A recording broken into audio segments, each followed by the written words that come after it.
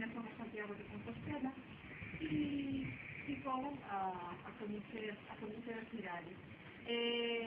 Joan Martínez de Talavera menciona, como decía antes, esa Rúa da Moeda Vella nunha cantiga satírica dirigida a unha soldadeira. Quen eran as soldadeiras?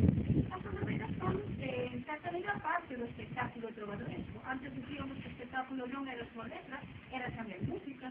De aí esta capa en que aparece en capa do Pazo do Palacio Sonires, son mezclas con figuras tocando música, tocando diversos instrumentos musicales. Entón, que faltase a letra deste espectáculo trovadoresco, faltase a música e así tamén faltase a danza.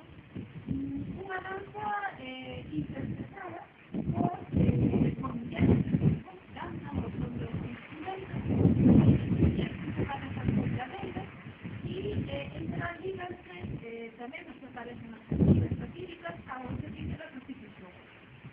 Mulleres que traballan a soldo, daí o nome de soldadeiras, e mulleres moi presentes nas cantigas satíricas, mulleres as que se más composición satírica. Unha das soldadeiras